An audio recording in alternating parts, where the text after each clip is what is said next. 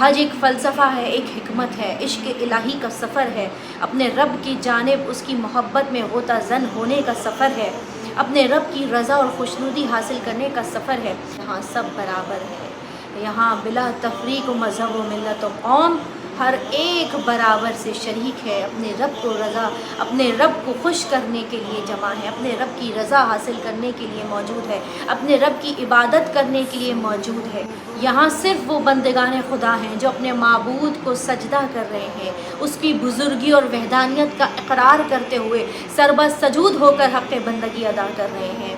اپنی کمزوریوں کو، اپنے گناہوں کو، اپنی کوتاہیوں کو سامنے رکھتے ہوئے اپنے رب کی بارگاہ میں جھک کر سجدہ کر رہے ہیں،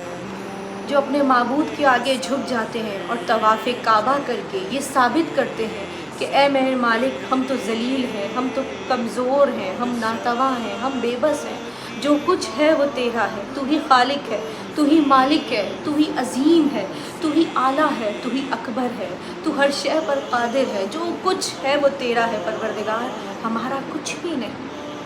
ہر شے تیرے اشارے سے ہوتی ہے، ہر شے کا خالق اور مالک تو ہے۔ میرے پروردگار اس بندے پہ رحم فرما دے جس کا تیرے سوا کوئی نہیں ہے،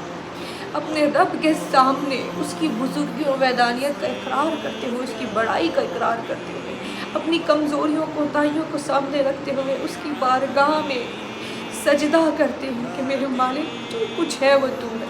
تیرے سوا کچھ بھی نہیں ہے، تو ہر شے کا خالق اور مالک ہے، ہم تیرے حقیر و ذلیل اور خوار بندے ہیں، تیرے ناتواں اور کمزور بندے ہیں، ہمارے ہاتھ میں کچھ نہیں ہے، جو کچھ ہے وہ تیرے اختیار میں ہے، تو ہر شے پر قادر ہے، بے شک تیری رضا سے جو ہوتا ہے، جو کچھ ہوتا ہے، تیری اجازت کے بغیر ایک پتا بھی نہیں ہل سکتا۔ میرے پروردگار، ہماری عبادتوں کو قبول فرما، ہماری کوتاہیوں کو، ہمارے گناہوں کو معاف فرما، میرے اللہ ہم پہ اپنا رحم فرما اور ہماری مدد فرما، اور ہمیں صراط مستقیم کے راستے پر چلنے کی توفیق عطا فرما۔ اس ماہ میں امن کا پیغام دے، محبت کا پیغام دے، عشق الہی کا پیغام دے،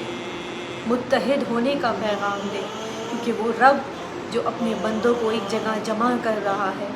جو کہہ رہا ہے کہ میرے بندوں آپس میں تفرقہ نہ کرو اور اللہ کی رسی کو مضبوطی سے تھامے رکھو، وہ رب اپنے بندوں کو اپنی جانب بلا رہا ہے، بس عشق الہی میں ڈوب کر اس کی جانب بڑھیے، اس کی رضا اور خوشنودی حاصل کیجیے اور محبت اور امن اور سکون کا پیغام دیجیے، اپنی خوشی کے ساتھ دوسروں کی خوشیوں کا بھی خیال کیجیے، دوسروں کے سکون کو بھی خیال کیجیے،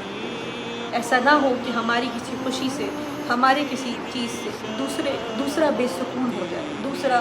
تکلیف میں آ جائے۔ اگر کوئی عشق حقیقی ہے تو وہ اللہ کی ذات ہے، وہ اللہ کا عشق ہے جو فنا ہونے والا نہیں ہے، جو کبھی ختم ہونے والا نہیں ہے۔ ہر کوئی آپ کا ساتھ چھوڑ دے گا، یہ دنیا فنا ہو جائے گی، دنیا والے ساتھ چھوڑ دیں گے، مگر ایک وہ رب ہے جو ہمیشہ سے آپ کے ساتھ تھا اور ہمیشہ آپ کے ساتھ رہے گا۔ وہ کبھی اپنے بندوں کو تنہا نہیں چھوڑتا، وہ کبھی اپنے بندوں کو لاوارث نہیں چھوڑتا، وہ کبھی اپنے بندوں کو بے یار و مددگار نہیں چھوڑتا۔